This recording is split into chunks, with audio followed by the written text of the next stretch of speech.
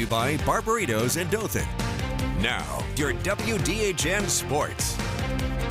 One of the biggest events in Dothan underway today. A little rain didn't stop play completely for the Press Thornton Future Masters Tournament in the Circle City. Round one was certainly one to remember, to say the least, and as chaos was around every corner of the Dothan Country Club, which begs us to question, what does day two of competition have in store for us? Luckily, our Christian Jones has been out there since sun up on the greens, and he joins us live with more details. Christian, what do you have for us?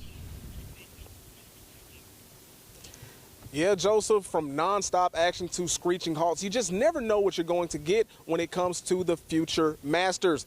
We got our day started with the 11 and 12-year-old group, and coming into this year's tournament, we had a champion from last year looking to reclaim his title. As former 10 and under champion, Ethan Lee has officially moved up. And for the Punisher out of Plain City, Ohio, it was business as usual. Lee shot 2 under on the back nine thanks to 2 birdies on holes 12 and 15 before going on to shoot 2 more birdies on the front nine. However, he did bogey on hole 5 to skew his final score. At the end of the round, Lee would stand 3 under par, surprisingly sitting in second place thanks to Torreon, Mexico native Mauricio Majares shooting 4 under. And thanks to multiple weather delays on the first day of competition, this age group is now playing with even less room for error.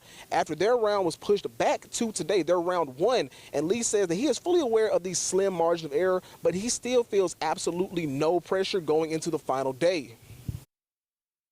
Pretty important because now I only have one more round where I can try to come back if I didn't have a great round today instead of 2. I'm just here to play freely, try my best, and that's all I can do. And after a handful of golfers had to finish their first round earlier this morning, the 13 to 14 age group was back on the greens at the top of the afternoon. And for Dothan native Wiley Alford, he came into the day looking to wash his hands with his opening round performance. After finishing round 1 shooting 6 over par, putting him just inside the top 90. And he actually had an amazing start to the second day, getting an eagle on his first hole of the back 9, but would bogey on holes 12 and 14. Now Alford, he would eventually settle down, going on to shoot par for the remaining 4 holes. But hold on to your horses and your cows, because about an hour into the 13 to 14 age group getting started, Mother Nature decided to spin the block once again, as we had yet another weather delay due to lightning near the area. And thanks to multiple stoppages in play, the final day of the tournament for the younger groups, it has been greatly altered. The 11 and 12 division will start their second and final round on Tuesday morning starting at 6:45. And unlike years in the past, there will be no players cut, meaning everyone has a chance at a shot at the championship.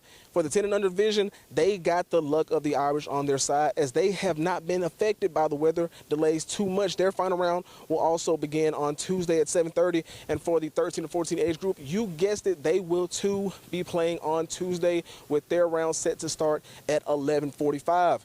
And after our surprise visit from Mother Nature, we were able to get this party back started with yet another Dothan native taking the tee box. I'm talking about the state champion Mac Steltonpole, but I call him the Mac Truck because he has been moving through majority of the competition with force, despite being one of the unlucky few who had to get up early this morning and finish his first round. The kid, he did not skip a beat, ending off his first 18 holes shooting just 1 over, but came back even stronger to start the second round. To open up the back 9, this kid came out of the gates on fire with back-to-back birdies before going for par on the remaining 7 holes, putting him firmly in a position to compete for tomorrow's final round. Now, thanks to the multiple weather delays, it's not too clear on exactly what place our Dothan natives will fall. We will just have to wait and update you guys on that, but be sure to stay with WDHN, as we'll be bringing you guys all the updates and more information on air and online at WDHN.com. As for now, the rain's starting to fall a little bit, so I got to get inside, but we are live here at the Dothan Country Club. Christian Jones, WDHN News for the Wiregrass.